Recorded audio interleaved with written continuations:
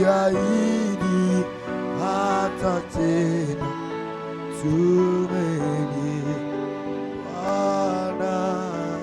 Baba, katika jina la Yesu ninalitukuza na kulinua jina lako. Asante kwa ajili ya muda mzuri na saa nzuri. Ninakualika na ninakuhitaji tena mahali hapa siku ya leo Jumatatu, siku ya tarehe 27 mwezi wa kwanza mwaka 2025. Uhimidiwe Jehova kwa ajili ya kutufikisha tena siku ya leo na tarehe ya leo. Uhimidiwe Jehova kwa sababu bado upo.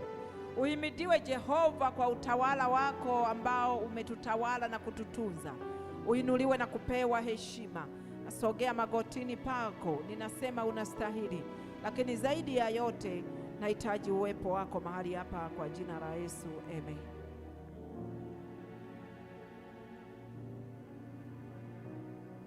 Bwana Yesu asifiwe. Haleluya. Kuna mtu ana shuhuda?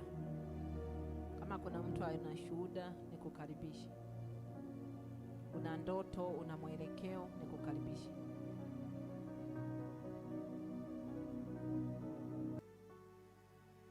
Bwana Yesu asifiwe sana.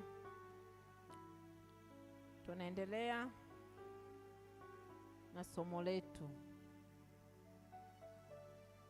Tunaendelea kushughulika na maanga 7 ambayo yamekuwa sababu ya kuzuia watu wa Mungu wasifikie hatima zao. Lakini haya maanga yamekuwa yakitumiwa na adui kwa ajili ya kuwafanya watu wa Mungu maombi yao yasifike. Yanaitwa ni maanga ya sheria katika ulimwengu wa roho. Ni lazima uzijue sheria katika ulimwengu wa roho. Nimekuja kugundua kwamba watu wengi wanachukulia poa sana kwa habari ya vifungo vya kiroho. Lakini nataka nikwambie kabisa kwamba hapo ndipo tulipoanzia kushindwa watu wa Mungu. Yoyote aliyegundua siri ya vifungo vya rohoni, huyo ndio aliyetoboa. Waswahili siku hizi wanatumia hiyo lugha. Sijajua kama ni Kiswahili kizuri au ni Kiswahili cha kihuni, sijui.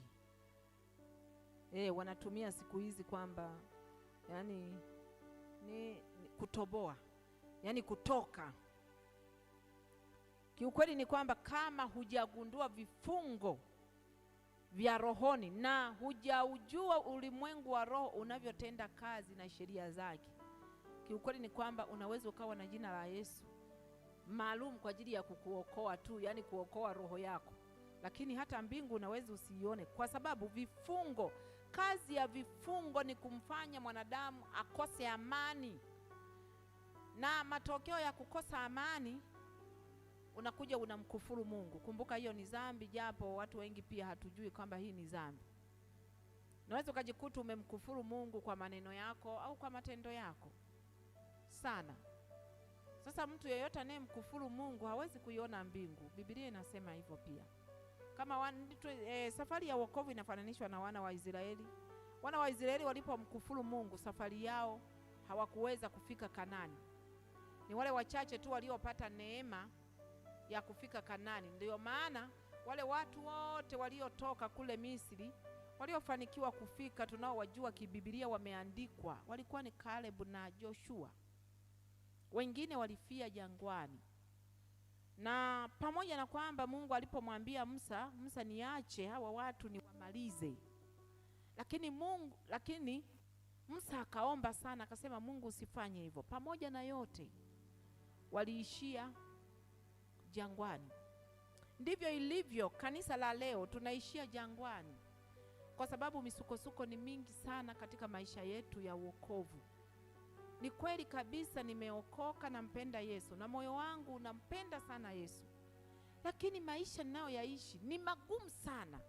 Yananifanya nikose utulivu, yananifanya nipate aibu, yananifanya niwe kicheko, watu wanicheke, watu wakinitazama mimi niwe mfano wa mabaya.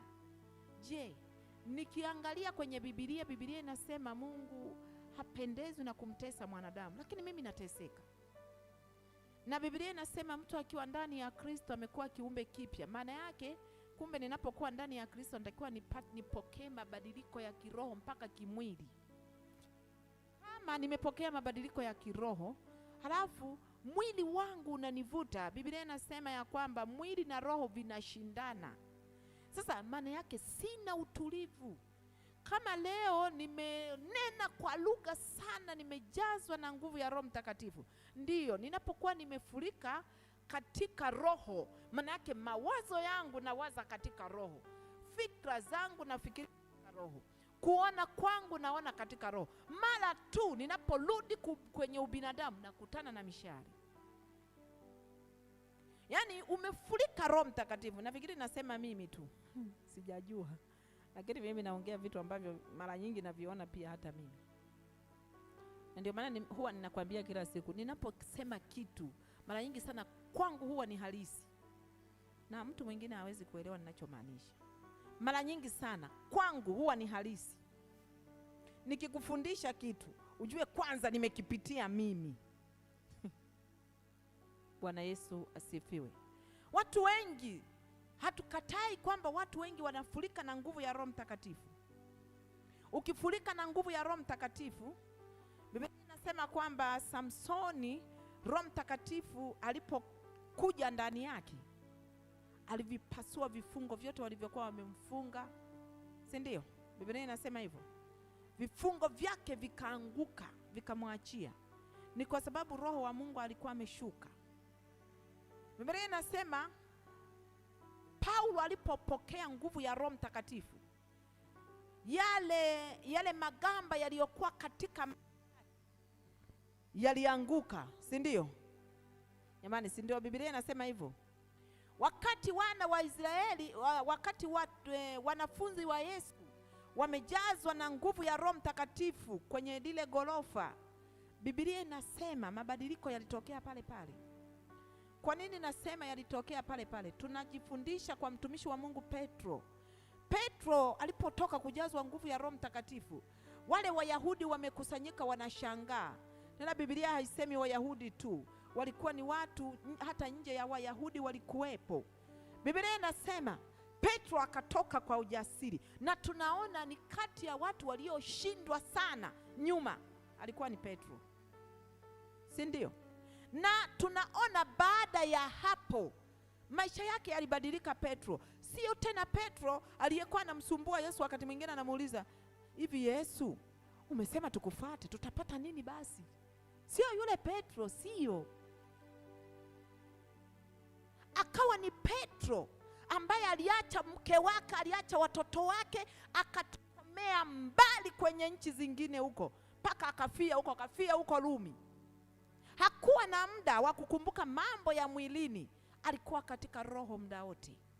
Lakini tatizo moja, mtu mwenye kifungo, mtu ambaye amefungwa na vifungo vya rohoni, sio kwamba hatajazwa Roho Mtakatifu, vizuri sana, atanena kwa lugha, utamkuta amefulika, lakini mara tu anaporudi, kwa sababu kikawaida huwezi kuishi katika mwili roho tu, na huwezi kuishi katika roho tu. Kikawaida kwa mtu ambaye ni wa Mungu, utaishi katika akili na utaishi katika mwili na utaishi katika roho. Nakwambia ukweli. Hivi natolee mfano kwa wanandoa. Ukijazwa na ile nguvu ambayo huwa inatuchukua, si ndio? Wanandoa, hebu fanya hivi. Kuolewa jamani, si umeolewa mwili? Hivi ukiwa kwenye ule ujazo ule unabubujika. Hivi jamani, kweli utaweza kumhudumia mume wako? Jamani, nasema uongo? Si huwezi. Sasa maana yake kumbe tunatakiwa ndio tuishi katika roho, lakini kuna mtu tuishi katika mwili, ili na ya mwilini tuyafanye si ndio? Yaliyo haki kabisa.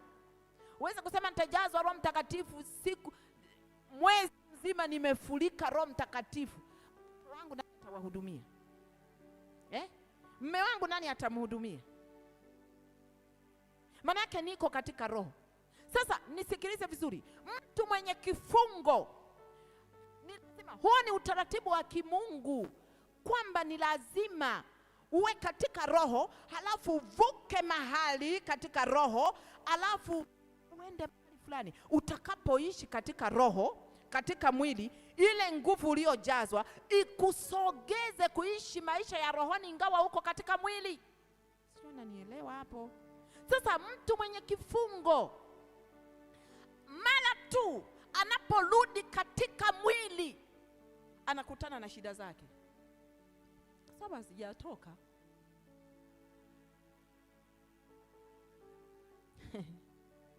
Leo ninatamani kwa kweli kumwambia Mungu, tunapofunguliwa sisi tufunguliwe jumla.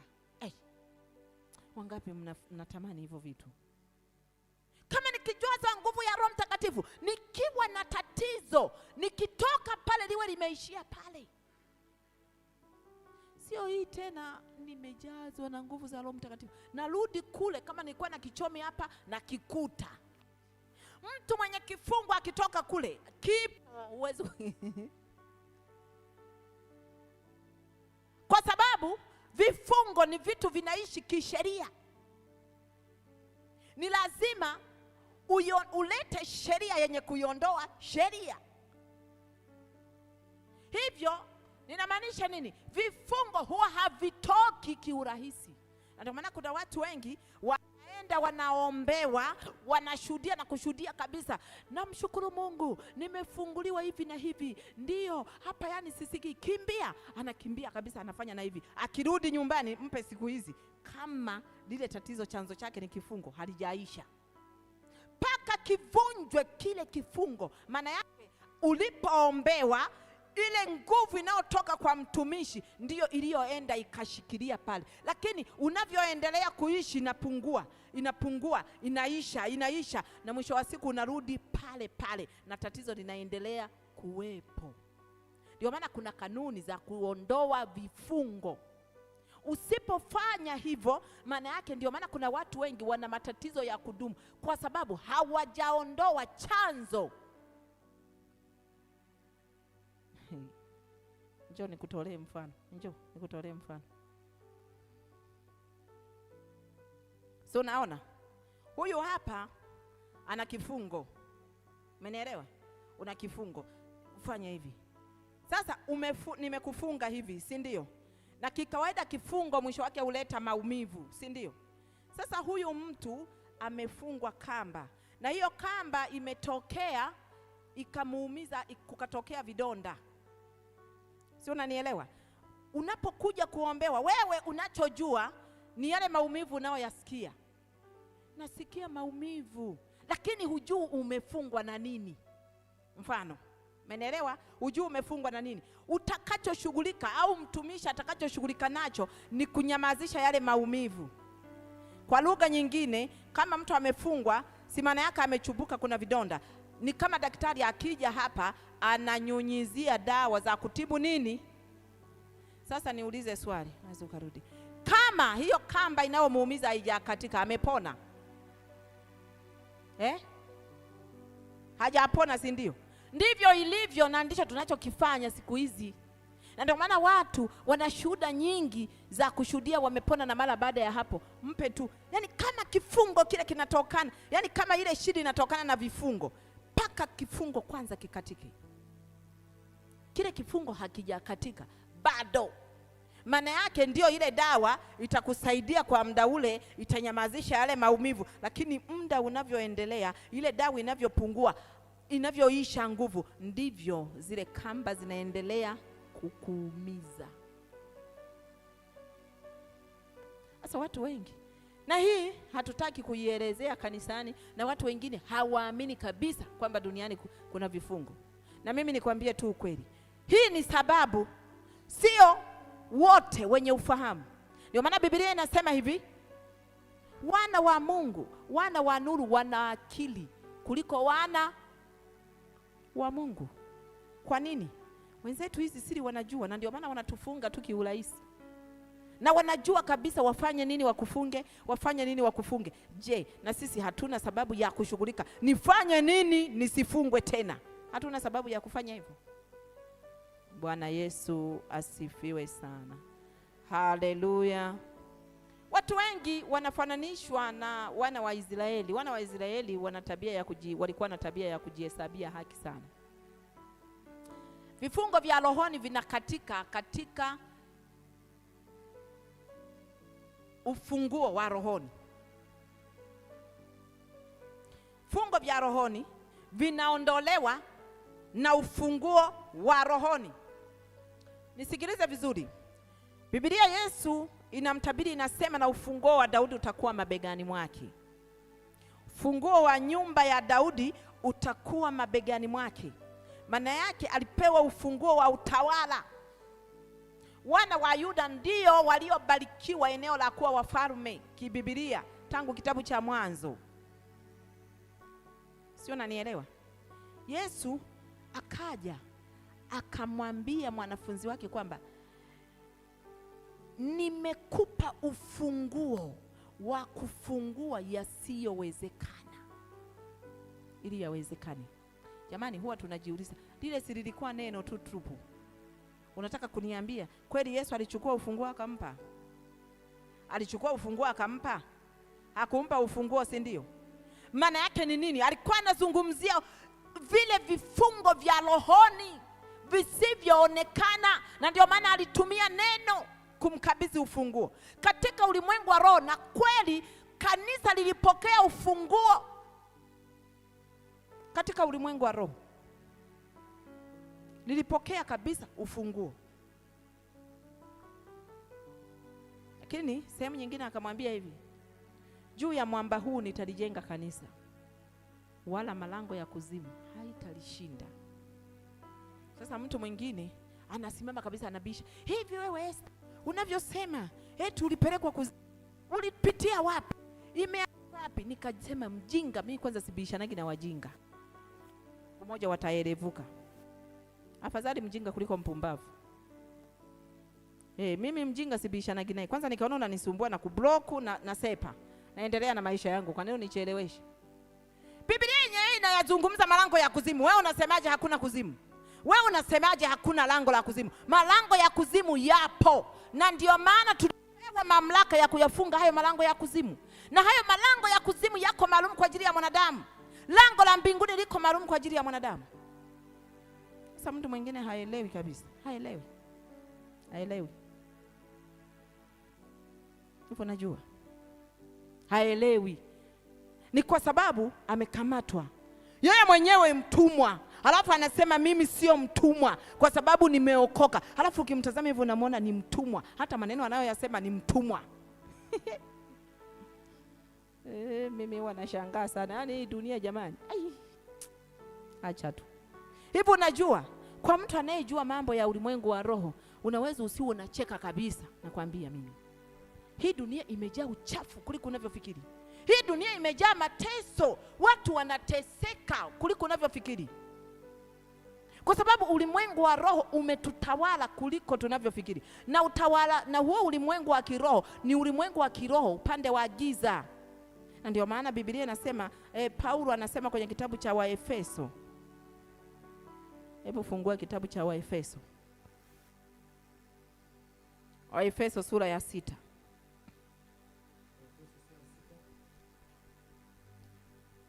Efeso sura ya 6. Anzia mstari wa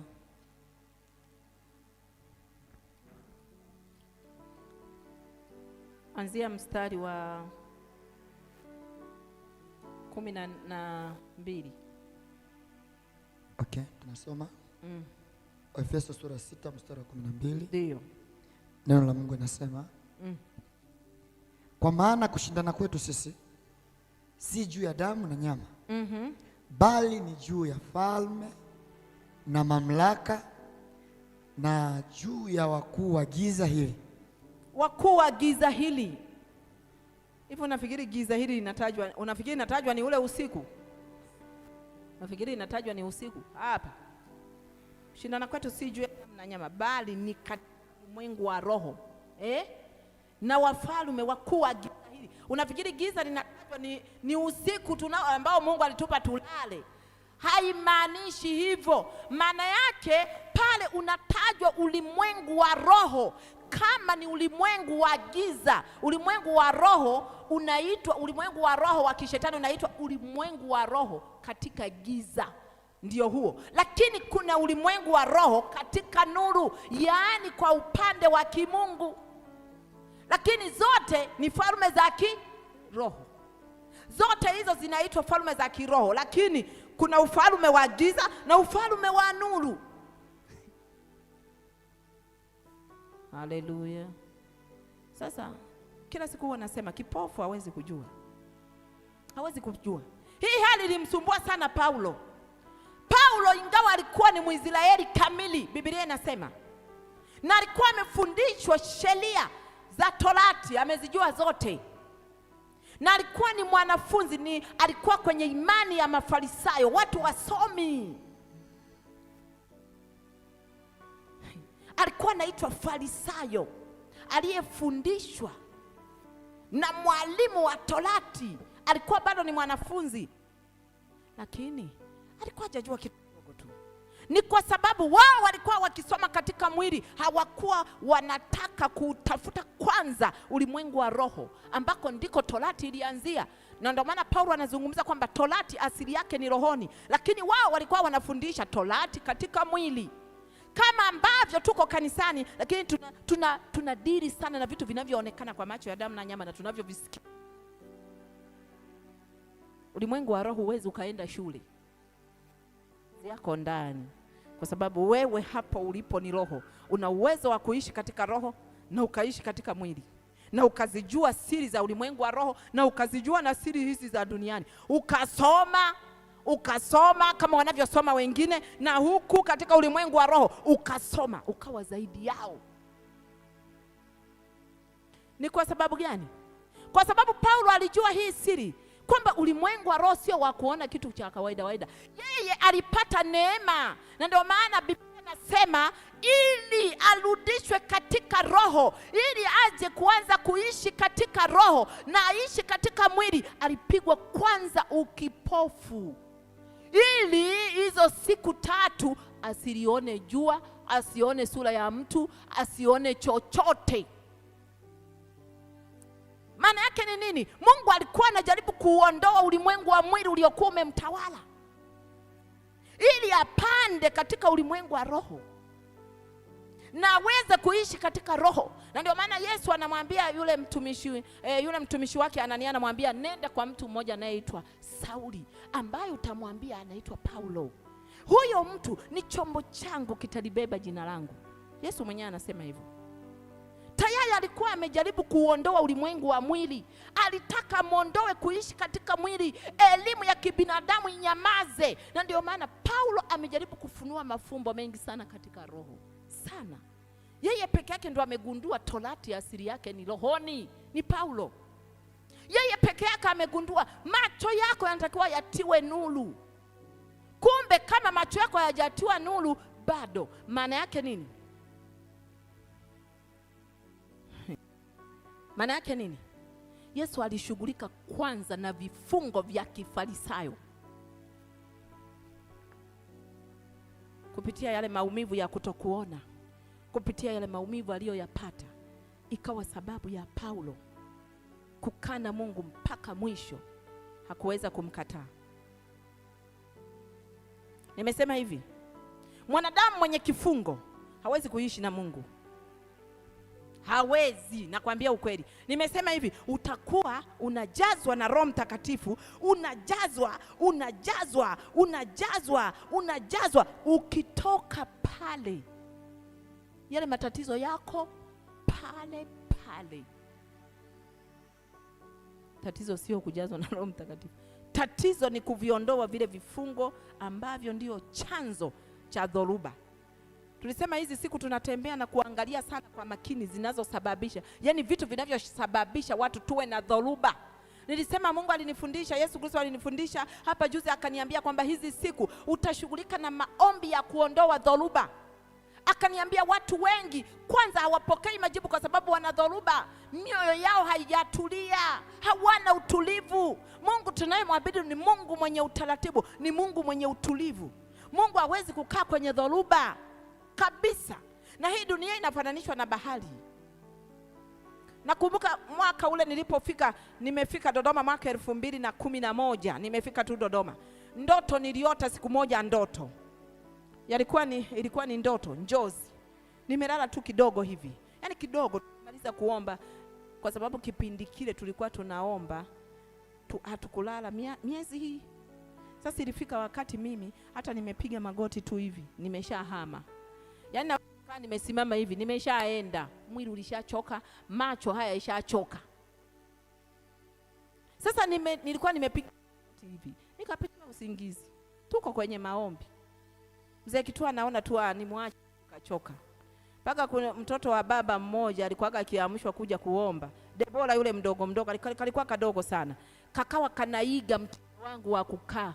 Yaani mimi nilikuwa nikipiga magoti najikunja hivi, naweza nikajikunja masaa 4, niko tu hivi. Hasa na Debora naye akajikunja mtindo wa maombi.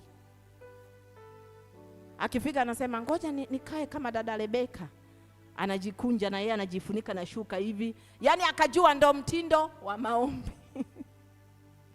Lakini mwenzake nilikuwa nimechoka, niko hoi. Sasa hiyo siku nimekaa hivi, nikapitiwa kwa usingizi, nikaona kwenye maono kwamba nilikuwa nimepanda, niko baharini, nimepanda kachombo kadogo kama hichi kiganja kikubwa, kachombo kadogo sana, ndo nilikuwa nimepanda mle. Sasa kale kachombo jamani, kalikuwa kana nguvu sijaiona, kalikuwa kanakimbia jamani, kalivuka mawimbi. Wimbi likija juu hivi na kenyewe kanapata nguvu, kanapita juu ya wimbi, kanaangukia. Niko tu yani sijui hata nilikaagaje, yani sijui, mkubwa kama hivi, sijui nilikaagaje kwenye hicho chombo. Hebu unajua maana yake? Maana yake niliposhtuka nikamwambia baba, hatukupata tafsiri. Siku moja nilikuwa naomba kitu fulani kwa habari ya kushinda mambo fulani, kasikia sauti inaniambia, unakumbuka tarehe kadhaa uliona maono haya? Hiyo ulioiona bahari ilikuwa ni dunia ambayo nilikuwa nakupa ahadi kwamba hata inyanyuke dhoruba ya namna gani hautaanguka na haitakuzamisha. Anawana nakwambia hivi, wewe kuwa makini tu na kumbukumbu zako. Mungu jamani hajawahi kumwacha mtu asimwambie kwamba huko mbele kuna nini, atafanya nini. Maana yake hata nikikutana na dhoruba najua kabisa, nakumbuka kwamba alisema atanivu. Sio kwamba dhoruba sitaiona, nitaiona. Bwana Yesu asifiwe sana. Kwa hiyo dunia inafananishwa na bahari. Ndani ya bahari kuna dhoruba, utakutana na kila kitu. Sasa tunakosa utulivu kwa sababu mawimbi ni mengi, na hayo mawimbi wakati mwingine yako juu ya akili zetu, yako juu ya elimu, yako juu ya uwezo. Kila unapojaribu kulitatua haliwezekani. Yake tunajaribu kuyatatua katika mwili, lakini chanzo chake ni rohoni, ni vifungo vya rohoni. Wana wa Israeli, Yesu anawaambia, kwa sababu mmeniamini mmekuwa wanafunzi wangu kweli kweli. Eti wakasema sisi hatujawahi kuwa watumwa wa mtu yoyote, sisi ni uzao wa Ibrahimu. Na watu wengi ndio tunajihesabia haki. Mimi nimeokoka kabisa. Umeokoka, mbona unaenda hospitali unaumwa? Wewe umeokoka ndio, mbona vichomi vinakupiga tu kama wengine? Ikitokea hapa kipindupindu usipokaa makini na wewe chwa. Imetokea korona mpaka walokole chwa, tena wanaogopa. Watu walikataa hata kuja kanisani, wanaogopa korona. Unacheza wewe, kwa sababu si bado wewe ni mtumwa tu.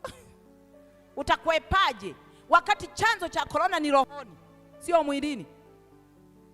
Sasa si umepigwa rohoni, mwilini utapona? Huwezi kupona. Huwezi kupona. Huwezi kupona. Naomba nisomee kitabu cha Marko sura ya 7. Marko sura ya 7 mstari wa 34 35. Yes. Tunasoma Marko sura 7 mstari wa 34 35, tunasoma. Akatazama juu mbinguni, akaugua sana. Akamwambia, Efata, maana yake funguka. Mara masikio yake yakafunguka, kifungo cha ulimi wake kikalegea, akasema vizuri. Nafikiri umenielewa hapo. Hivi jamani, niulize, Biblia hapa inasema, ukisoma vizuri hii story, ilikuwa ni mtu ambaye alikuwa hasikii na haongei. Umenielewa?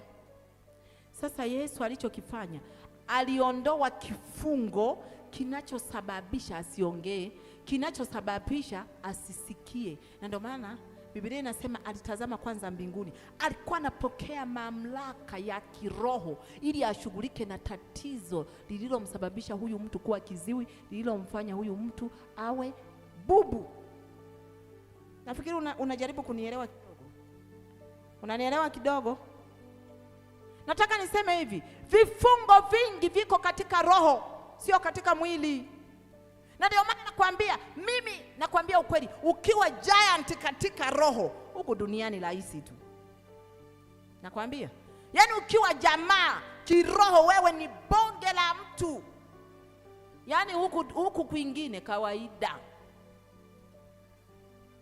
Lakini ukiwa huku mbinguni huko hivi, yaani mambo ya rohoni ni kadogo kama panzi. Hey. Bwana Yesu asifiwe sana. Na nisikilize, vitu ambavyo vinamfanya mtu awe na uwezo wa kiroho, nilisema tena kuna mambo muhimu sana yafuatayo. Nilisema mambo yanayokufanya ukue kiroho, yaani ukue katika roho, ni kusoma neno na kulielewa. Usisome neno kama gazeti. Bora hata uwe na mistari miwili inayokujenga kuliko mistari 20 alafu uelewe hata inakusaidiaje. Kuwa mtu wa maombi kuliko kawaida. Kuwa mtu mtoaji kuliko kawaida. Bwana Yesu asifiwe sana.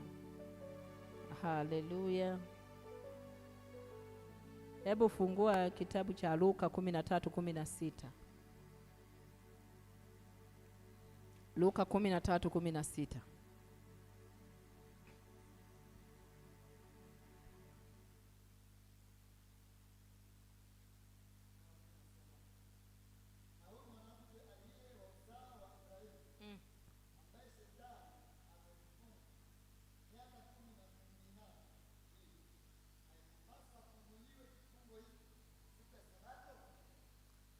Nisikilize. Sasa nafikiri unajaribu kunielewa kidogo eti. Unanielewa kidogo? Hapa Yesu anamzungumzia ni yule mwanamke aliyekuwa na kibiongo, ndo aliyemponya siku ya Sabato. Wayahudi wanadai sheria Sabato si leo siku, yani wameshika kutokufanya kazi Jumamosi, wameshika wasivae nguo za kuchanganya kama mimi rangi hizi, wameshika mwanamke hataki kuhubiri madhabahuni, wameshika hivi na hivi. Unajua mimi siku moja nilikuwa najiuliza hata sasa hivi wale wanaohubiri kuhusu eti mwanamke asihubiri. Unajua siku moja nilikuwa najiuliza nikagundua hivi hawa watu na ukifuatilia wanaopinga hizo ni wanaume. Ni kwa sababu wanahisi kwamba wamenyang'anywa nafasi, lakini ukifuatilia wanao ambao wametuletea matukio ya kutosha sio wahubiri wa kiume. Ulishamwona mhubiri wa kike amebaka? Ulishamwona mhubiri wa kike amekaa madhabahuni anawanyoa watu sehemu za siri? Ulishaona mhubiri wa kike anawalisha watu majani? Sio hao wanaume wenye mafuta na kadhalika, sio hao wanaume. Mungu amewachoka, amegeukia upande wa pili, na watapiga sana kelele. Nakwambia mimi, na wajibu ni kwamba Mungu amewachoka. Na hizi ndizo nyakati alizoziona kwa wana wa Israeli, nyakati za waamuzi. Nyakati za waamuzi wanaume wote walishatamkia. Sio, unanielewa? Mungu akamwinua mwanamke Debora, na huyo mwanamke ndo aliwashindia vita. Na hizi ndizo nyakati tulizo nazo. Nakwambia ukweli, wanapiga kelele bure tu, na ninakwambia ukweli, bado kuna mabinti watasimama na tena watakuwa na uwezo kuliko unavyofikiri. Na watakao danganywa kuamini injili za wanaume tu, poa, kaa kwenye udikteta, sisi tunasonga mbele na mbingu tutaiona. Madam mwanamke, shika kanuni za kimungu, ficha maumbo yako, usiwatamanishe wanaume unapokuwa kwenye madhabahu. Stop. Mambo ya nini sijui mwanamke kafanyeje, hakuna kitu kama hicho. Wengine mpaka wanasubutu, wanataka kunifundisha na mimi niache kuhubiri. Wewe utaniachisha, wewe ndio uliyeniita. Bwana Yesu asifiwe sana. Unajua leo nataka kuzungumza kwenye kitu kimoja wa Afrika ambacho tunatakiwa tukifanye. Nisikilize vizuri. Nilikuwa naomba, nimekuwa ni mtu ambaye nikiombea Afrika, na Mungu amekuwa akinifunulia sana kuhusu mataifa ya Afrika sana. Lakini huwa sisemi kwa sababu nasema nifurahishe watu, hapana. Nasema kwa sababu Mungu ameniambia sema hili. Nilikuwa naomba, Mungu akawa ananionyesha ramani ya Afrika nzima, na kisha nikaona namna Waafrika ambao tunajaribu kupotezea kwenye vitu vyetu. Nitolee mfano huu. Nchi ya Kongo, nikaona katika ulimwengu wa roho ni heshima ya Afrika, na ndio maana ni miongoni mwa nchi inayopigwa kuliko unavyofikiri. Na sababu inayopigwa ni sababu hii. Mwaka jana nilienda Kongo. Nilipofika kwenye ile nchi, mimi sikuiona ile nchi. Nilikuwa naona utupu, ni kama jangwa lisilo na watu kabisa. Nilikuwa naona ni nchi isiyoweza kukaliwa na watu kabisa. Jamani, kama mnabisha, wafuatilieni wa Kongo wengi. Ninapozungumza wenyewe wananielewa ndani yao. Huku kuhusu nchi ya Kongo wanaonaje wenyewe. Na haya mambo wanaweza wasinielewe katika ulimwengu wa kimwili, lakini Kongo katika ulimwengu wa roho haipo kabisa, haipo. Na ndio maana hata ikijaribu kupoa lazima linyanyuke tukio. Ninaposema haipo katika ulimwengu, kama haipo, maana yake huku kwenye ulimwengu wa mwili inalazimika kwamba watu wazidi kutoka, wasiendelee kuwepo. Na wanaokaa kule hawana amani na nchi yao. Hata wale ambao wako kwenye baadhi ya mikoa hakuna vita, bado hawana amani. Na ndio maana nasema hata wale ambao nani zao hakuna vita, waulize, hawaendi Ulaya. Ni moyo gani unaowavuta watoke kwenye nchi yao waende Ulaya? Na ni miongoni mwa nchi, nikaona hivi kwenye hiyo nchi ina madini kuliko unavyofikiri. Na hiyo, yani maana yake ile thamani yake ndio inayoipiganisha Kongo ibaki tupu. Yani ile thamani yake, narudia, ile thamani ya Kongo ndiyo inayoifanya ipigwe vile na isambaratishwe. Usiku wa leo Mungu alisema na mimi kitu. Na ni kwa sababu gani niliona hiki kitu kiko serious? Usiku wa kuamkia juzi, kuna mtu, nilikuwa nimelala kabisa usingizi, akanitumia picha. Sasa kupitia ule mlio wa simu nikashtuka. Na kuja kushtuka nasoma message, kuna vita. Mimi kwa haraka kwa sababu nilikuwa nimechoka, nimelala kidogo, nina usingizi. Nilipoisoma ile message nikashtuka, nikajua kuna vita. Kuna mtu ananieleza kuna vita hapa, haya maeneo ambayo nipo, nianze kuomba. Sasa naifungua ile picha, naona ni Kongo. Watu wanakimbia, wanapigwa kule Goma. Nikasema hiki kitu kiko serious. Sikuomba, nikalala. Lakini usiku wa leo ndo nikaanza kuomba kwa njia ya kutafakari. Nisikilize vizuri, maombi ya kutafakari ndo kuna siri kubwa sana. Wakati naomba kwa kutafakari ndipo Mungu akanieleza haya. Lakini nakumbuka toka mwaka jana nilipoenda, Mungu aliniambia hivi, hii nchi ili hii nchi itulie, ili itulie. Nisikilize vizuri, kuna watu watapata jumbe zao hapa. Wakongo wengi watanielewa, watapata mwelekeo wa nchi yao na kule waliko wanatakiwa kufanya nini. Wakongo wengi wamesambaa dunia nzima. Sijui unanielewa? Bwana Yesu asifiwe sana. Nilipoendaka kipindi kile, wakati nimerudi hapa, Mungu akaanza kunionyesha wakati naendelea kuiombea, nikaona kwamba hii nchi inahitaji kufanya maombi. Niliishia hivyo. Nikasema nitakujaka kufanya kama Mungu atanipa neema. Lakini leo Mungu akaniambia hivi, umetoa unabii mara nyingi, ni zaidi ya mara 3 sasa kuhusu nchi ya Kongo. Nimetoa unabii ya kwamba nimeona Mungu analeta amani katika nchi ya Kongo na ananyamazisha vita. Na inawezekana wengine wamesha tafsiri muongo, anasemaka tu haijatokea. Nisikilize vizuri. Usiku wa leo Mungu ameniambia hivi, watu wote walioko Ulaya, wengi wako Ulaya, walioko wapi nje ya Afrika, watarudi katika bara la Afrika. Na Wakongo nikaona wengi wamerudi, lakini wakati natazama nikaona sio sasa, bado kuna muda, bado wana nafasi ya kujiandaa. Mungu akaniambia waambie Wakongo wasisahau kwao. Kama wao hawatarudi leo, wanaoishi watoto wao watakuja kurudi. Kitu ambacho ameniambia sio sasa, baadaye. Lakini baadaye sina muda na sina miaka mingapi. Nimeona hivi watarudi wote. Kuna wakati utakuja watarudi wote Kongo. Wote. Sijui unanipata? Unanielewa hapo? Nikaona hivi anatakiwa apatikane mtu atakayejitoa kama sadaka kwenye nchi ya Kongo, akafanya maombi kwenye kitovu cha ardhi ya Kongo, nchi ya Kongo. Kwenye kitovu, kuna kitovu kipo hapo, ndipo yalipofanyikia maagano.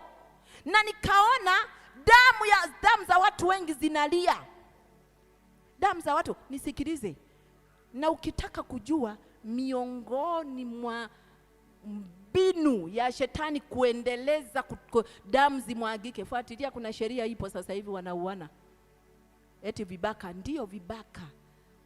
Hatulipizi kisasi kibibilia. Ndio wamekufa wale, wamewachinja, sijui wamewafanyaje, wamewapiga risasi, lakini kibibilia ni kosa. Unalipiza kisasi, na hasa kwenye karne ya kizazi cha Yesu. Kwenye Agano la Kale siwezi kuzungumzia sana, sababu ilikuwa inasema imeandikwa jino kwa jino. Lakini sio kwa kizazi hiki. Damu ya Yesu ilishamwagika pale msalabani, ikamaliza visasi vyote. Na ndio maana tunafundishwa kusamehe.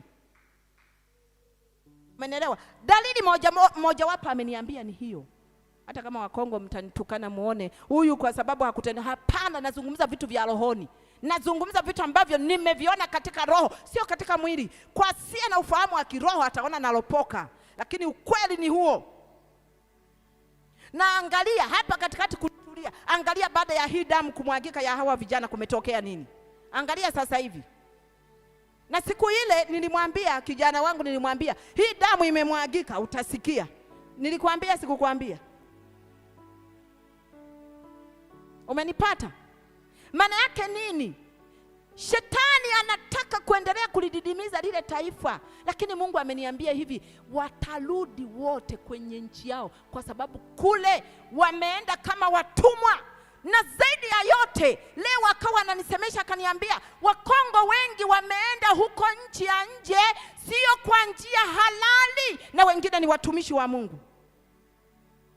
Wamesingizia mambo kibao ambayo hawakufanyiwa, na yakawasababisha uongo huo umewapeleka kule nje. Halafu ni watumishi wa Mungu. Mungu akaniambia niwaonye, hakuna mbingu ya waongo, na huwezi ukatubu dhambi ambayo ulifanya unajua ni dhambi halafu ukasema ni sio dhambi. Wapo watumishi wa Mungu wameenda Ulaya, na kilichowapeleka ni tamaa ya pesa, sio tamaa ya chochote. Unanipata? Wengi, narudia tena, wengi walienda kwa njia za uongo. Mungu akaniambia waonye na watumishi wangu kule Ulaya. Wapo watu waliopewa agizo kwenda kule Ulaya kwa ajili ya kupeleka injili wapo, lakini wengine wameenda kwa njia ya uongo. Wamesingizia mambo tofauti tofauti kabisa. Leo nilikuwa nayaona, wengine wamesema wamebakwa, wengine wako tayari kujisema wao ni mashoga, wengine wako tayari kusema nilifiwa na baba na mama, kumbe wazazi wake wapo. Ameniambia mtubu, kwa sababu Mungu anataka kuiheshimisha nchi ya Kongo. Mungu anataka ajidhihirishe. Na kaniambia hivi, itafika wakati uwe unataka, usiyetake utatoka, utarudi Kongo. Jamani, narudia tena, mimi nimefikisha ujumbe. Uwe unataka, uwe hutaki, itakubidi ufanyeje? Sikilize vizuri. Nikaenda zaidi.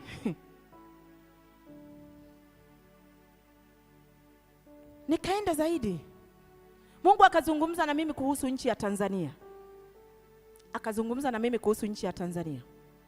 Mungu ameniagiza niwaambie kanisa, tunatakiwa kuomba Mungu alete kiongozi. Niishie hapo. Mungu ameniambia tunatakiwa kuomba Mungu alete nani? Nikaona hivi, mwakani majira kama haya tutakuwa na historia zingine kabisa. Unaweza ukawa na historia mbaya kwenye maisha yako na familia yako, unaweza ukawa na historia nzuri. Nafikiri nimeeleweka. Nimeeleweka? Nimesemaje? Nimesema hivi, Mungu ameniambia niwaambie watu wa Mungu, tunatakiwa kuomba. Tuombe Mungu atupe kiongozi. Ni stop, usipate maneno mengi. Mungu atupe nani? Nikaona mwaka kesho majira kama haya kuna uwezekano ukawa na historia mbaya au nzuri.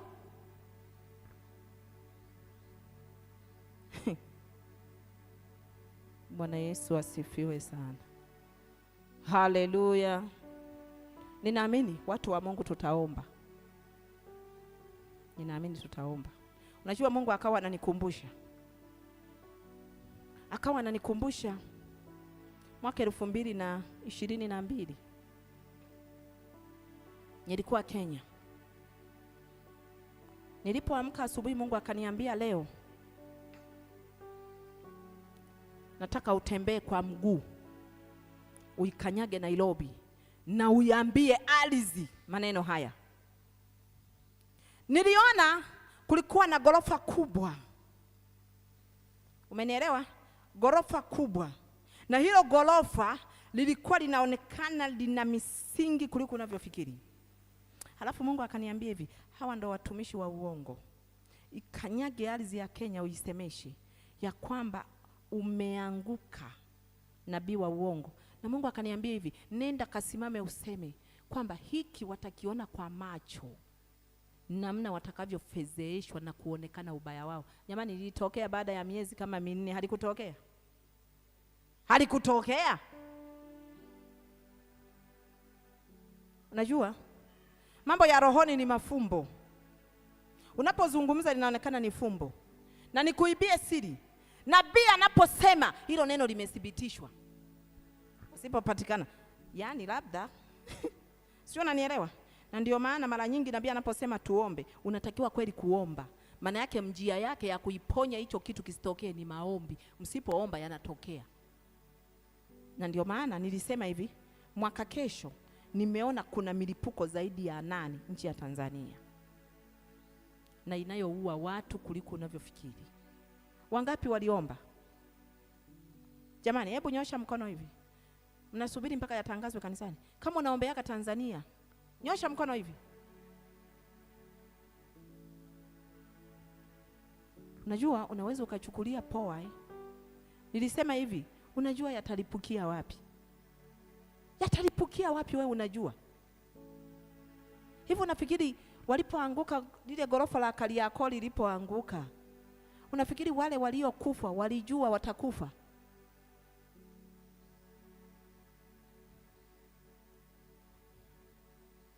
Bwana Yesu.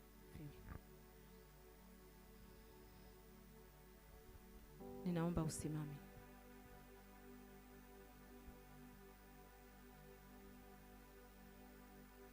Mimi leo ninatamani upewe macho ya rohoni. Ndio maana mara kwa mara ninazungumza hiki kitu.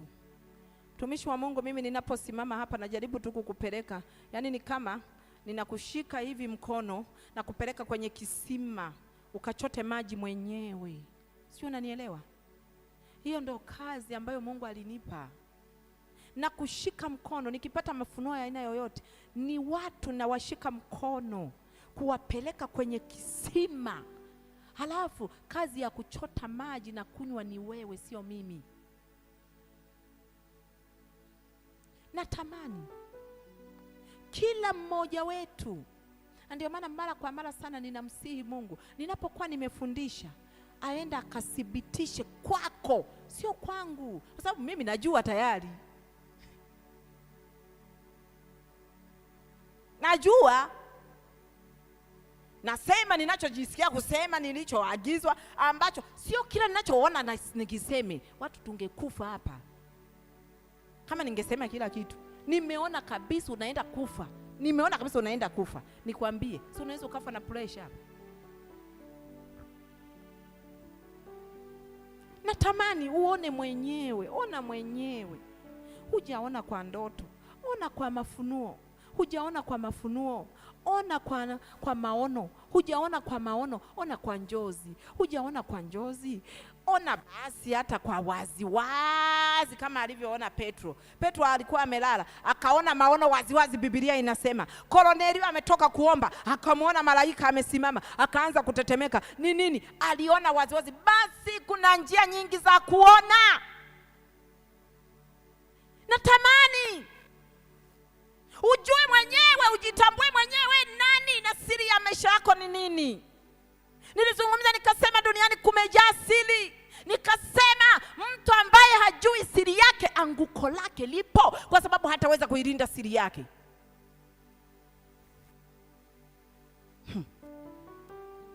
Unanielewa? Natamani kila mmoja ona mwenyewe. Nani anatamani hayo mambo? Nani ujionee mwenyewe, uone mwenyewe. Na mara nyingi sana Mungu anaposhuka lazima akuonyeshe uzuri, na akuonyeshe namna Mungu anavyokupenda, akuonyeshe namna gani wewe wa thamani, akuonyeshe ni vifungo gani vimekufunga, akupe na nguvu ya kupambana. Inawezekana. Ukisoma kwenye Biblia jamani, ni wachache walioombewa, lakini sisi siku hizi tunataka kuombewa, ndio maana tunakimbia huku na huku. Ukisikia nani anafanya hivi, mbio. Unao uwezo wa kujiombea na ukamshinda shetani wako. Ninaposema shetani wako, ni yule aliyekufunga, ni shetani wako. Kwa sababu aliyekufunga wewe si aliyenifunga mimi. Aliyekukamata wewe si aliyenikamata mimi. Na ndio maana kila mtu awe na uchungu kutoka ndani yake. Ujisikie kupambana na adui yako. Je, umefurahi? Unajisikiaje kama adui yako alikupiga na akakuweza, na anaona unavyoteseka, anaona unavyohangaika? Hivi wewe usikii uchungu? Wengine waliotufunga ni mama zetu. Wengine waliotufunga ni wajomba zetu. Wengine tumefungwa na ndugu zetu wa karibu. Wengine tumefungwa na majirani, na hawajafa, wanaishi. Wanajisikiaje kwa ajili yako? Wanaona fahari. Wewe unalia. Wewe kwa nini usifute machozi na ukasema napambana, twende vitani? Tena wewe unapambana huku umetanguliwa na ufalme wa Kristo. Una nguvu kuliko wao, kwa sababu Yesu alimshinda shetani, alimfuata kule kuzimu. Siku ile niliona hivi, niliona yule joka. Yesu Kristo alikanyaga kichwa cha yule joka, na yule joka hakuwa na uwezo wa kufuta wala kugeuka, na kisha akaniambia huyu ndio joka anaoitesa dunia.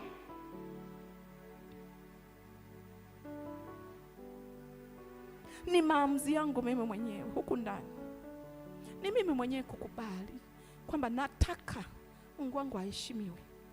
Kama yeye alivyoshinda, nataka ashinde ndani yangu. Vifungo ni vingi, na tatizo lolote kifungo chake kiko rohoni. Kama hujakubali kupokea ile nguvu ya yule mwanaume aliyekanyaga kichwa chake, akaanza kuishi umetoboa, na bado utaishi kuwa na duniani, na mbinguni unaweza usiende kwa sababu ya vilio vilivyokuzunguka. Kila siku unalia, kila siku unalia, limetoka hili limeingia hili, hayaishi. Jana ulikuwa unaumwa, hiki imepita, umepona tu. Ugomvi na mme wako, yani hata huna muda wa kusema utulie. Umemaliza ugomvi na mme wako, umeenda kazini, umekutana hakuna amani, umetoka pale, yani usipoangalia mpaka kanisani unaposali na penyewe utakosa amani. Ni vifungo. Kwa nini mimi nisipambane? Kwa nini nisimshinde huyu shetani aliyekwisha kushindwa miaka mingi? Kwa nini? Mimi nasikia uchungu sana. Hebu nipe wimbo wa kuabudu hapo. Nipe wimbo wa kuabudu. Naomba uyatafakari haya ninayoyasema. Tafakari tu kwa makini. Halafu tafakari maisha yako. Na ukichoka, geukia msalabani. Kama umechoka, Biblia inasema mtuisheni Bwana fadhaa zenu, kwa maana yeye hujishughulisha na mambo yenu yote. Hakusema moja, alisema yote. Mwambie tu. Yes. Mwambie Baba, nimechoka. Kama kulia nimelia sana, sema tu imetosha. Nataka sasa nikitaka kulia nilie kwako kwa sababu nakutaka, lakini sio kwa ajili ya matatizo. Mwambie tu.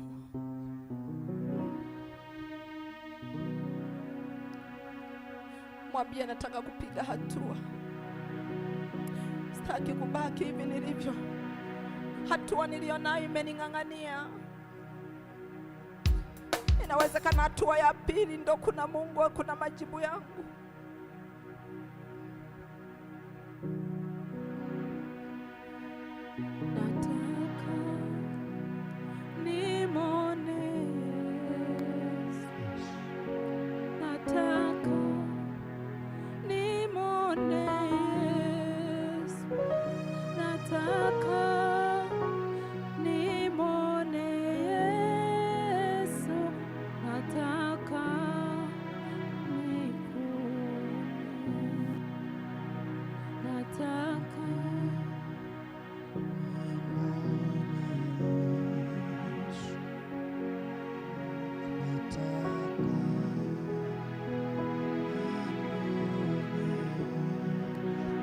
Baba, nataka kukuona.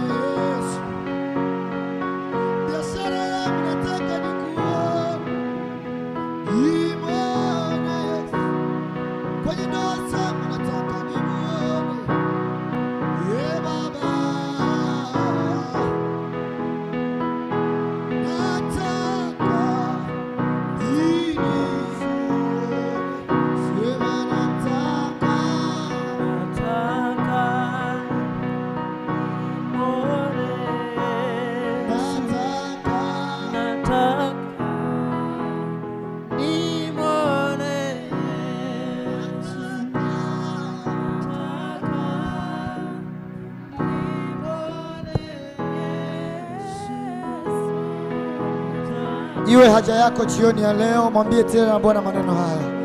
Kweli nataka. Iwe haja yako jioni ya leo, iwe haja yako jioni ya leo. Kwenye ndoa zako muone Bwana, kwenye huduma yako muone Yesu. Usipomwona Yesu hakuna kitakachotembea, kama mtumishi wa Bwana alivyosema.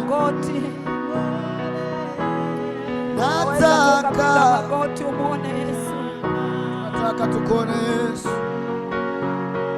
kweli, nataka hivi nimwone, nataka hivi nimwone, nataka. Fungua moyo wako muone Yesu. Yesu, nataka kweli, mimi nataka,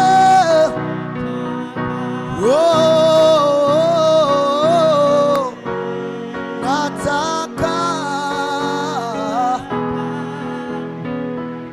nimwone, nataka ayadabasalabrayadosa inamayadadada. Ukiweza kunyanyua mikono yako juu kama nataka kumuona jioni ya leo, unaweza ukafanya kwa kumaanisha, na iwe maombi yako jioni. Nataka nimwone, nimwone, nataka bibi satarabaya soyada mwone, nataka ayada nimwone, nataka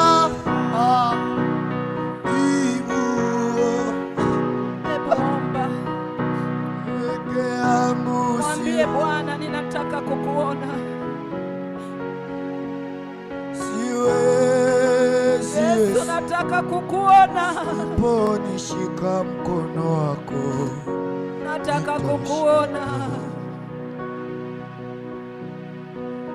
Sema nataka Yesu kukuona.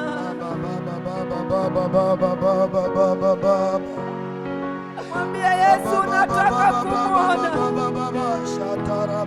Waliomuona wote hawajawahi kuanguka popote. Nimechoka Bwana kutembea peke yangu, nachoka kutembea na uwepo wa Shetani. Petro alipomuona alisimama. Nimechoka kutembea na miemko sasa. Paulo alipomuona toka pale akawa chombo chake. Nimechoka kutembea kwa miemko. Mwambie leo nataka kukuona. Nataka uwe dhahiri kwenye huduma yangu, uwe dhahiri, uwe tachamo, uwe tachamo, uwe tachamo. Nikuone kweli, nikujue kweli.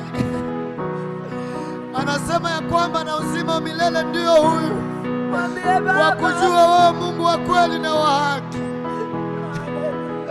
Nami nataka nikujue wewe wa kweli, nikuone kwenye mambo yangu. Sometimes kuna vitu haviendi kwa sababu haujakuja kwenye maisha yangu. Mwambie nataka kukuona kwa ajili yangu. Mwambie unataka kumwona kwa watoto. Mwambie nataka kukuona kwenye ndoa yangu Baba, kwenye mamzi yangu nikuone Baba. Mwambie tu kwenye mihangaiko yangu nikuone Yesu, kwenye future yangu nikuone. Mwambie nataka kukuona Bwana bila wewe. Niache moyo wangu Bwana nikuone. Sio kufanya tena kwa miemko, kwa kubatisha, lakini nikuone Baba.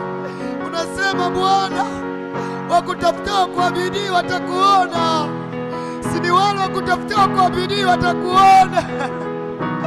Ni wale wakutafutao kwa bidii watakuona Baba. Baba, Baba, Baba, usitufiche uso wako Yesu. Ulimuonesha Musa Baba, na sisi tukuone. Niache mioyo yetu. Mara nyingine tunaomba na tupati sababu tujakuona wewe kweli. Mara Mara nyingine Bwana, magonjwa yanaturudia sababu hatujakutana na Mungu wa kweli. Mara nyingine tunafeli ni sababu hatujakutana tu na Mungu wa kweli. Mara nyingine tunahangaika ni kwa sababu hatujakujua wewe wa kweli. Na ndio maana Yesu anasema eti na uzima wa milele ndio huu, na wakujua wewe Mungu wa kweli na mwanae uliyemtuma Yesu. Baba, ukawa dhahiri kwenye maisha yetu, ukawa kweli kwenye maisha yetu. Kwenye huduma yangu Bwana ukawe kweli, kwenye ndoa ya mtu mmoja uwe kweli Baba, uwe kweli kwa watoto wetu, uwe kweli kwenye future yetu Baba, kama wengine walivyokuona. Na mimi nahitaji nikuone, nahitaji nikuone Bwana. Nimechoka Yesu, nimechoka Yesu, nimechoka Yesu, nimechoka Bwana, nimechoka Bwana, nimechoka Bwana kuwa peke yangu. Aya da baba bosa ya nana, nikuone Baba, nikuone Yesu, nikuone Baba.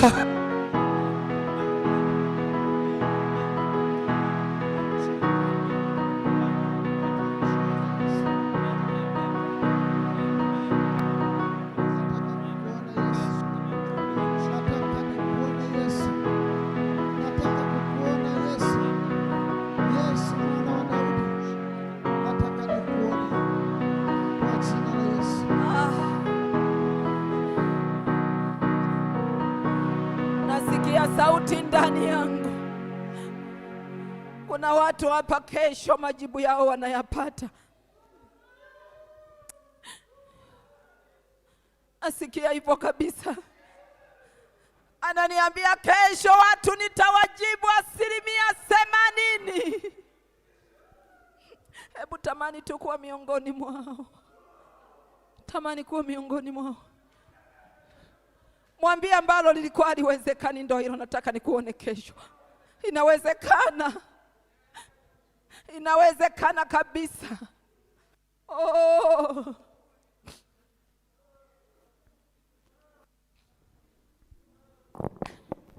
Asante Baba.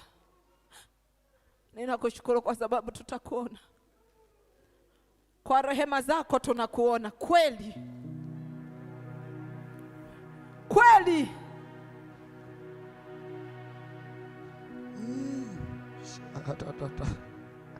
Kweli. Kweli tutakuona kesho. Sio tutakuona tu kwa macho, tutakuona kwa matendo. Kesho utamuona Mungu wako. Yesu Kristo atajidhihirisha. Kesho sio wakati mwingine. Yaliyo mbali yamevutwa yakatokea kesho. Lakini nasikia sauti, kuna mtu mmoja. Sijui kama yuko hapa au yuko nje ya hapa. Nasikia hivi ndani yangu. Kuna mwanamke anataka mtoto, lakini njia ya kimfumo inayoweza kusababisha apate mtoto haipo. Nasikia naambiwa ndani yangu, umefunguka. Kesho, kesho hiyo njia ya kupata mtoto inaonekana. Kesho, sio siku nyingine. Kesho nimesikia.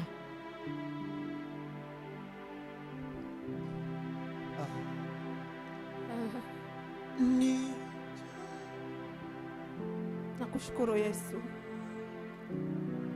Nakupenda. Nakupenda. Nakupenda.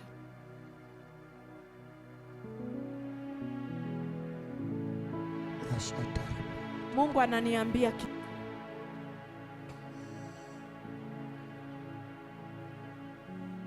kuna binti Kuna mwanaume anakusumbua, leo ni siku ya 8. Nisikilize vizuri, leo ni siku ya 8. Alafu wewe utapiga mahesabu huko. Huyo mwanaume mweusi mrefu wakati mwembamba, Mungu ananiambia huyo sio mwanadamu wa kawaida, na ni pepo. Na ninaona mara tu utakapojamiana naye hautaishi, unakufa. Naomba unisikilize kwa makini hiki kitu.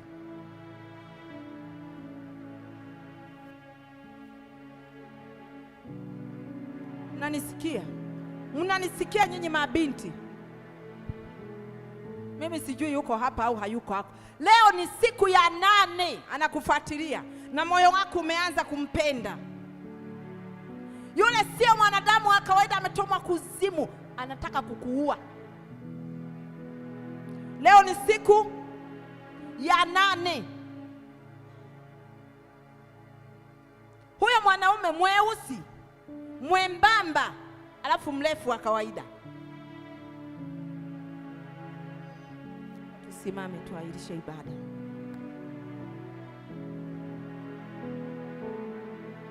Hautaishi utakapofanya naye mapenzi, hautaishi.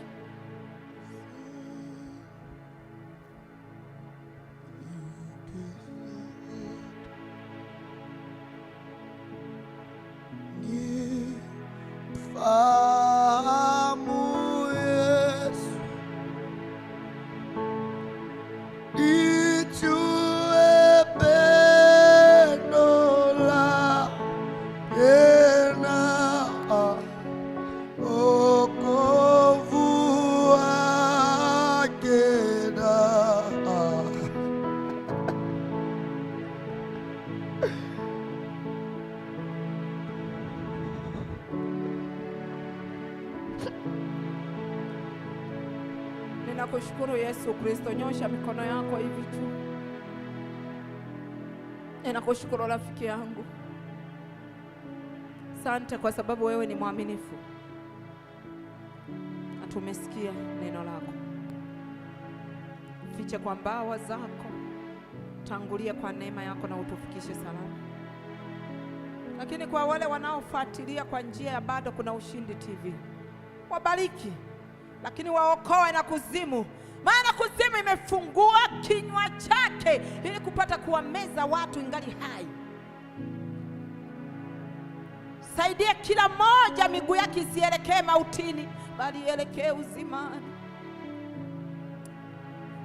Baba, tuokoe na kuzimu. Tuokoe na kuzimu kwa njia ya mitindo mbalimbali inayokuja duniani.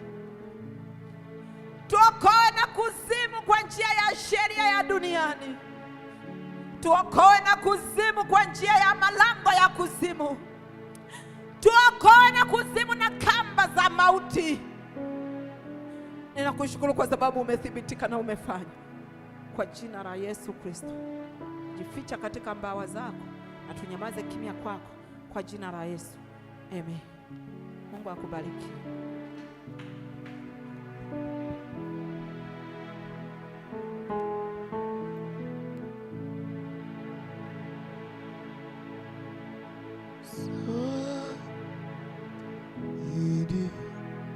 Bwana Yesu sana. Basi tusimame tuseme neema kwa ajili ya kumaliza ibada yetu. Neema ya Bwana wetu Yesu Kristo na upendo wa Mungu Baba na ushirika wa Roho Mtakatifu ukae nasi sote sasa na hata milele. Amen. Basi tuende kwa amani ya Bwana. Tuwapigie simu rafiki zetu, tualike kwenye semina nzuri inaendelea mahali hapa, na Mungu atakubariki sana. Amen.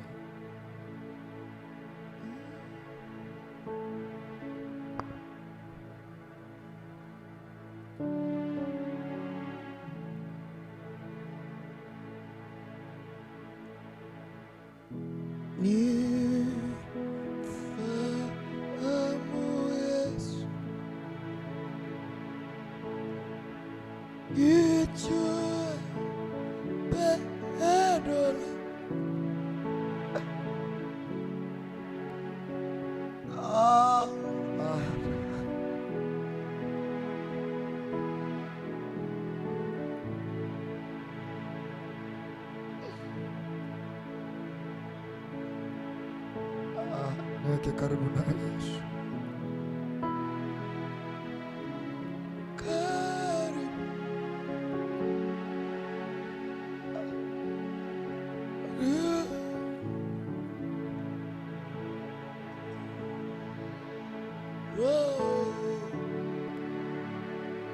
Karibu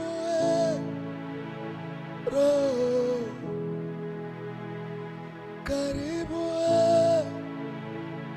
Roho, karibu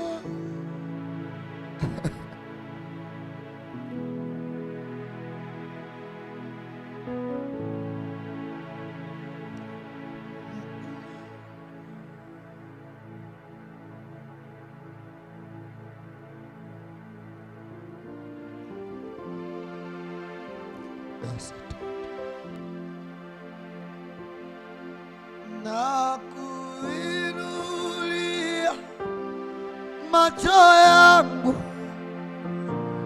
Mungu nipe uvumilivu,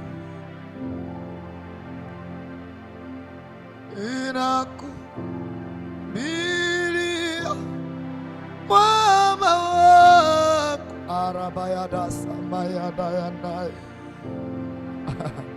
uvumilivu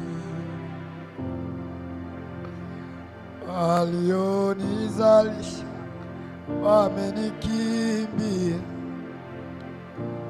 Mungu nipe uvumilivu,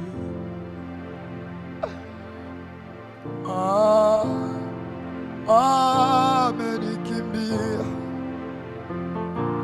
Baba nipe uvumilivu na kuinulia macho yangu, Mungu nipe uvumilivu, Baba, Baba, Mungu nipe uvumilivu, Baba, Baba, Mungu nipe uvumilivu, Baba, Baba,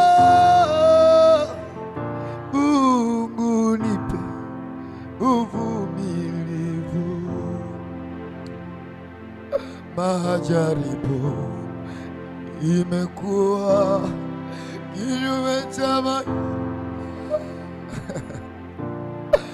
ewe Bwana niokoe, nitie nguvu.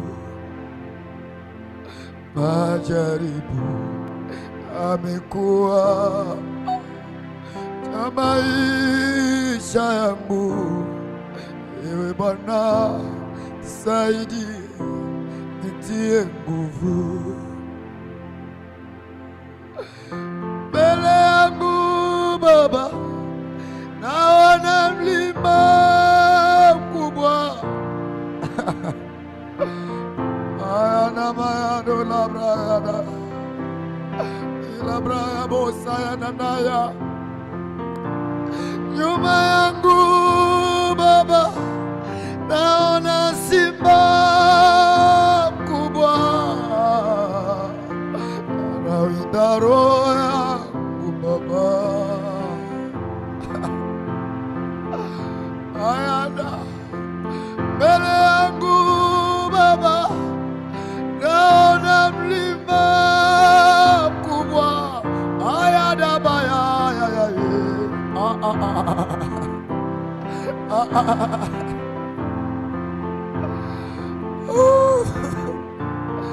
nyuma yangu naona simba mkubwa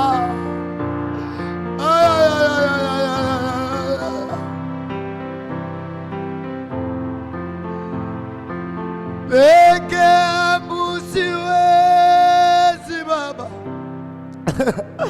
siwezi Bwana. usiponishika mkono wako nitashinda. Peke yangu siwezi, siwezi Yesu, usiponishika mkono wako nitashinda. Kuna wakati wa kulia, wakati wa kuomboleza, wakati wa kusema Mungu wangu mbona umeniacha. Ana kuna wakati mbaya kama wakati wa shida, hata ndugu yako Adamu atajitenga nawe Baba. Kuna wakati wa kuomboleza, wakati wa kusema Mungu wangu mbona umeniacha. Maana kuna wakati mbaya kama wakati wa shida, hata ndugu yako Adamu atajitenga nawe. Nakumbuka hata Yesu kabla kinyewa kikombe cha mateso, wote aliokuwa upande wake walijitenga nawe.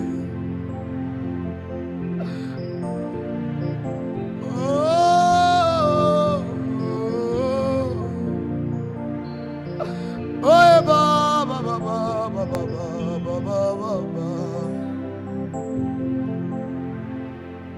Tulikotoka ni mbali, ni Mungu katutoa, na kule tunakoenda ndiye atatufikisha. Wengine tusingekuwa tulipo bila mkono wa Bwana aliyetutoa huko, atatufikisha tuendapo. Usiwe na shaka mpendwa, na Mungu aliyekutoa huko hawezi kushinda kukufikisha uendako. Usilie mama, usilie mama, usilie, utafika ng'ambo. Usilie baba, usilie mama, usilie baba, baba, baba,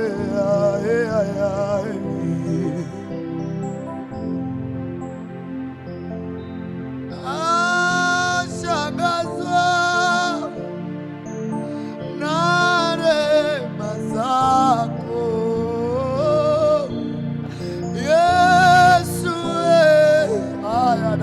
Asante kwa rehema, nashangazwa na rehema zako Yesu. Asante kwa rehema Baba, nashangazwa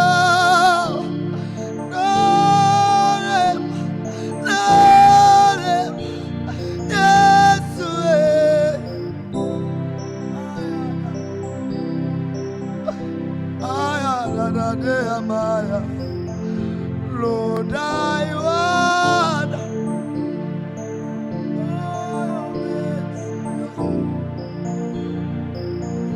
Chineke mo, thank you for your mercy. Lord, I want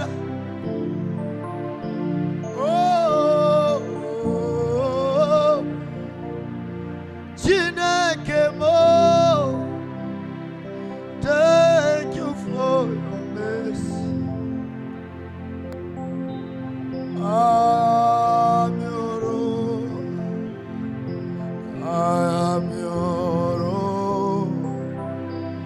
Chidezeyu ikamige.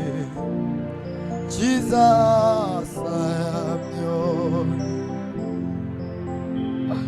I am yours. I am yours. Chidezeyu ikamige. Jesus, I am yours. You are my defender. You are my promoter. This day you will come again. Jesus, I am yours. I am yours. I am yours. This day you will come again. Jesus, I am yours. Neema yako yanitosha. Neema yako yanitosha. Jalie unyenyekevu, Bwana wangu. Ondole majivuno, Bwana wangu.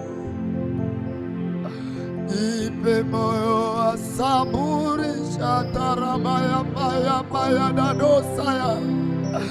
Ina maya daya lalera maya aya. Aya mananano shalabrayo sakatia mayano.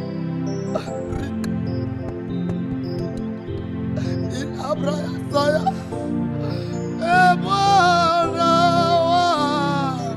wangu, nyondole majivuno, Bwana wangu. Nipe moyo wa saburi, Bwana wangu, nikutumikie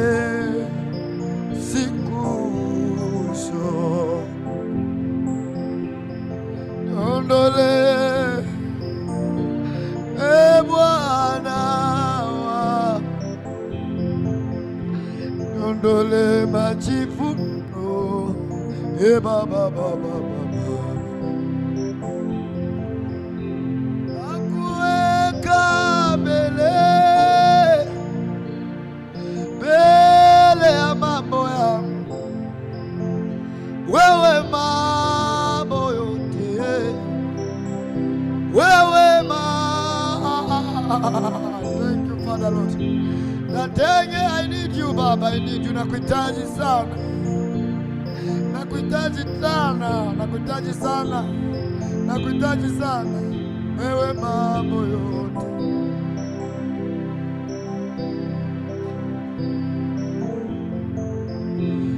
Natengeneza chumba mimi changu na wewe,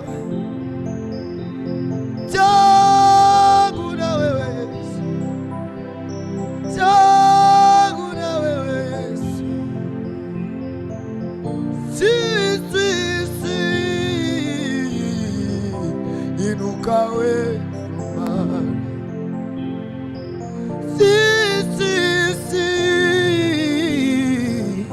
amka Sumari, amka Kinana, amka Kinobi,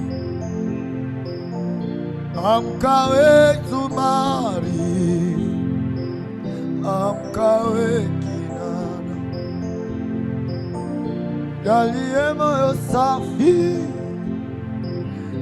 nikutumikie, jalie moyo safi uliopondeka, uniondolee majibu, ukomeshe kiburi, utulize akili zangu. Mungu Mungu anaishi.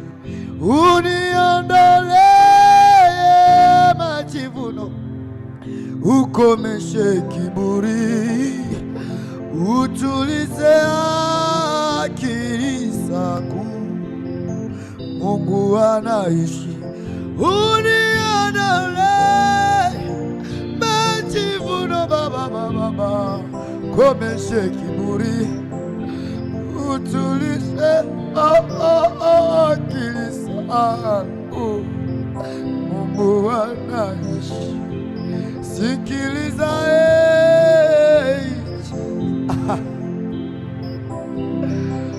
oh, sikiliza Mungu anaishi. Father, you know I need you. You know, nasema nakutafuta kwa bidii ndio utakao kuona. Hiyo ni ahadi zako Bwana. Si kwa sababu nakutafuta, lakini nikikutafuta kwa bidii.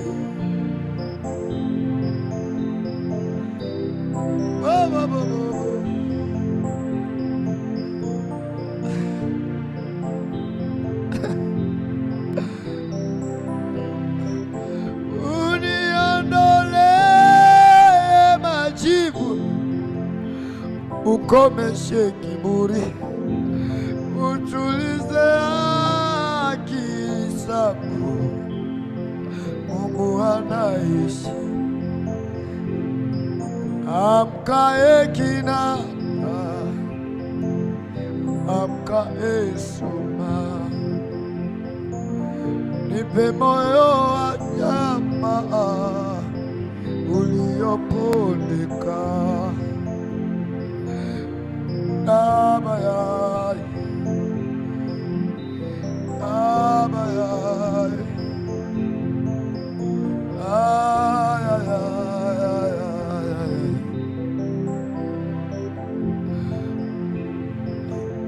Moninga nanga atangonyoso eza seo sabu awangana katikati ali elonanga papota motema nanga Yesu. Oh, silisi madayama, nilikuwa katikati ya mateso, uliniponya Baba. Moninga nanga atangonyoso eza seo awagana katikati ya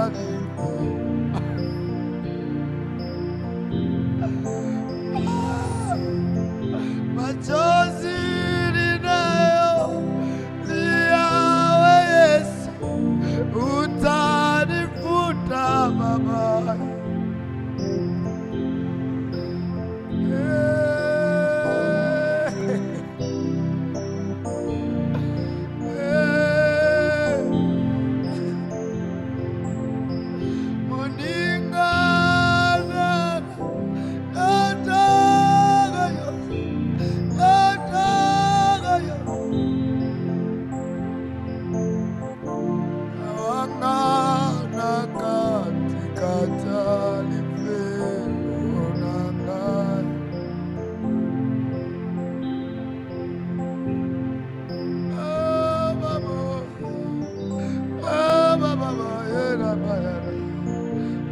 Karabaya madola mayanda ya ila maso karabaya dada doya maga dilamat sataramaya dada nasa inda maya naloba shata. Yani maombi yangu Yesu, yani maombi yangu Yesu, yani maombi yangu Yesu, yani maombi yangu Papa. my prayer this evening. Awanga na kati kati kati alifelona. Awanga na kati kati. Bado watu wanaendelea kutazama muda huu kupitia bado kuna Ushindi TV. Be connect mahali ulipo. Ni session tu ya kumwomba Bwana. Usizime roho Bwana kama waka ndani mwako. Usimzime, omba tu kufuatana na maombi ya mtumishi wa Mungu ambaye ameongoza. Eti nataka nimuone Yesu, ndio maombi tunatembea nayo. Hata hapo ulipo naona bado tutazama kupitia bado kuna Ushindi. Hakikisha unaendelea kumwambia Bwana, nataka nikuone. Hautoboi ndugu yangu bila kumuona Bwana, bila Mungu hauwezi.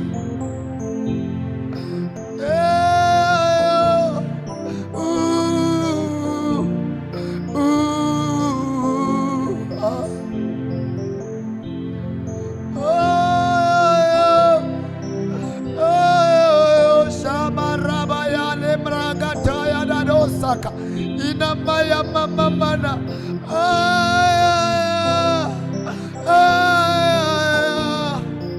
Baba, nataka nikuone Yesu, kama vile mtumishi alijua. Ilikuwa ni haja na maombi yangu kwa mwaka huu. Bwana, jidhihirishe Bwana, aonekane tu kwa wasio kutafuta, lakini kwa wanao kutafuta wanakuona. Ndivyo unavyosema Baba. Onekana kwenye ndoa ya mtu mmoja jioni ya leo. Onekana kwenye ndoa mtazamaji mmoja jioni ya leo. Onekana kwenye kazi yake pia. Nilikuwa katikati ya mateso, uliniponya Baba.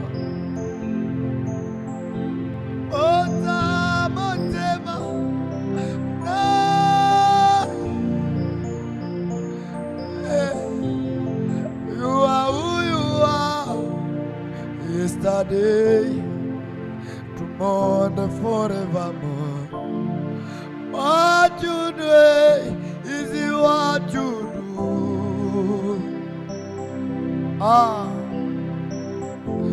You never fail, you never lie. Shamaraboya, you are God until the end. Father Lord, I worship you.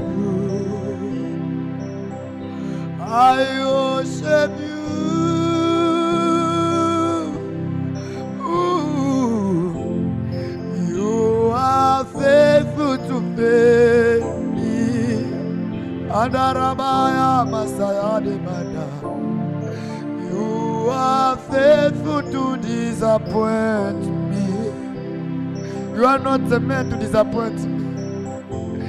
You feel yourself in my life, and I come to realize you are coming to fail me. Na na na na na na na na na na na na na na na. La la la la.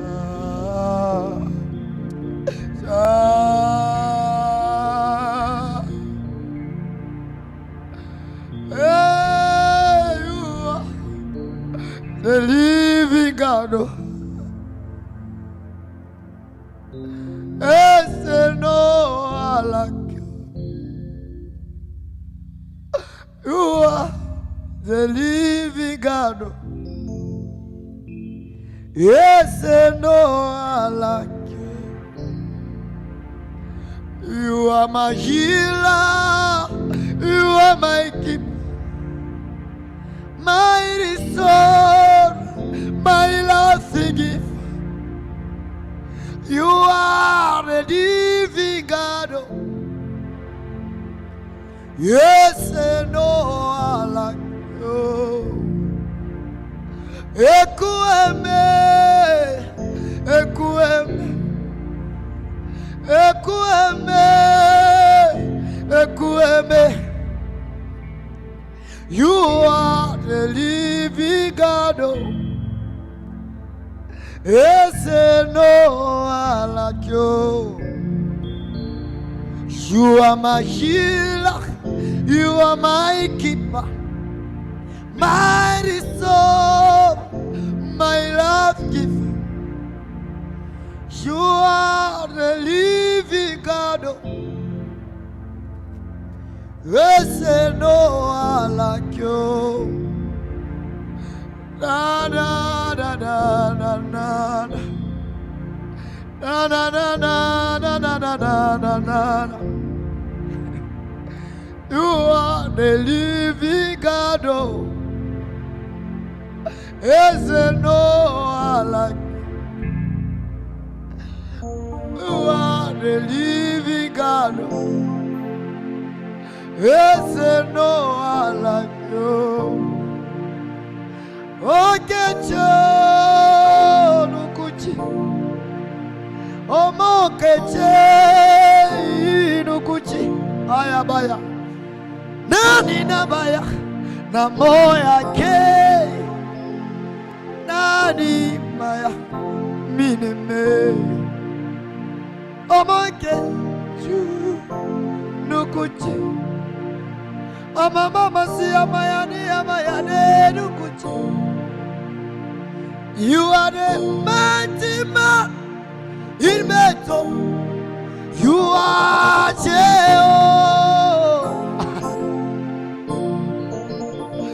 You are the mighty man of all. You are Jehovah.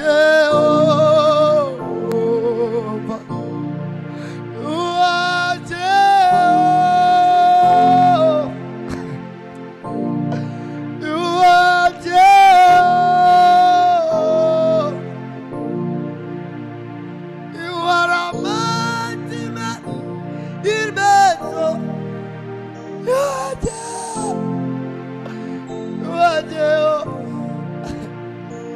You are a mighty man of all.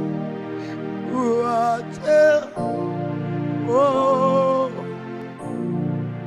I will sing hallelujah to the God who never fails. I will sing hallelujah to the man who never lies. You are a mighty man in battle. You are Jehovah. Oh, oh, oh, oh. You are a man of war. You are Jehovah. You are Jehovah. You are Jehovah. Ayadadados. You are a mighty man in battle. Endelea tu kuomba mahali ulipo. Endelea tu kuomba uzirisho wa Yesu Kristo. You are a mighty of come in. Oh Lord, you can do. Mighty man of Lion of Judah.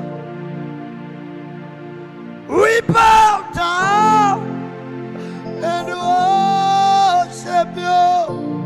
Ayada de la Maya.